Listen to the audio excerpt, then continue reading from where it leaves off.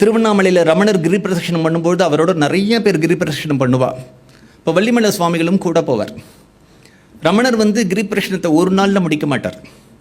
ஒரு கிலோமீட்டர் போய் அங்கே ஒரு நாள் தங்கிடுவார், 2 கிலோமீட்டர் போய் அங்கே ஒரு நாள் தங்கிடுவார், அடியண்ணாமலையில் ஒரு 3-4 நாள் தங்குவார். இப்படி தான் கிரி பிரதட்சணம் போவார்.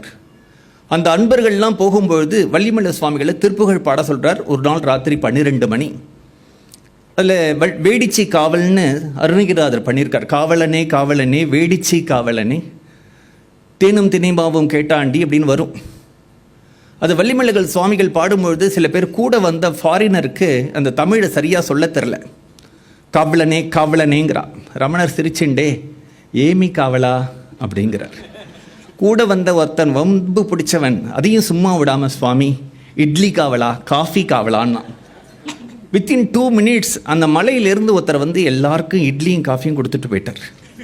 ரமணர் அந்த மலையை பார்த்து சொல்கிறார், இது முக்தி கேட்டாலும் கொடுக்கறது, காஃபி கேட்டாலும் கொடுக்கறது அப்படிங்கிறார். அப்படி வள்ளிமலை சுவாமிகள் அங்கேருந்து கீழே இறங்கி வரார். சேஷாத்ரி சுவாமிகளை பார்க்கிறார். சேஷாத் சுவாமிகள் சொல்கிறார், ஆத்மாத்வம் கிரிஜாமதிஹின்னு சிவமானசிகா பூஜாலே பகவத்பாதாருடைய ஸ்லோகம். அம்மா, என்னால் தனியாக ஒன்றும் பூஜை பண்ண முடியல. நான் எங்கெல்லாம் ஊர் சுற்றுறனோ அதெல்லாம் பிரதட்சிணமாக பண்ணின்றேன். நான் என்ன வம்பு பேசுகிறேனோ அதெல்லாம் உன் ஸ்தோத்திரமாக பண்ணிக்கியேன். நான் தூங்கிறதெல்லாம் நீ சமாதின்னு நினச்சிக்கியேன். இப்படி நீ நினச்சிண்டாதான் நான் கரையேற முடியுங்கிறார்.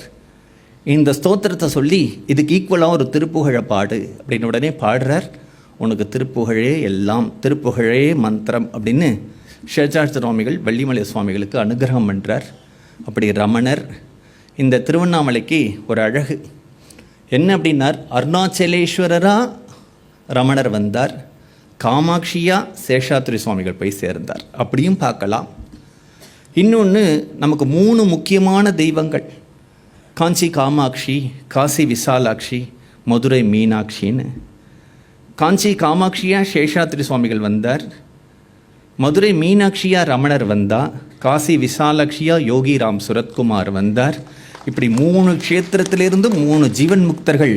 ஏன்னா அந்த ஸ்தல புராணம் சொல்கிறது, இந்த க்ஷேத்திரத்தில் எப்பொழுதுமே 5 ஜீவன் முக்தர்கள் வாழ்ந்து கொண்டே இருப்பார்கள். நம்ம கண்ணுக்கு தெரியலாம், தெரியாமல் போகலாம்.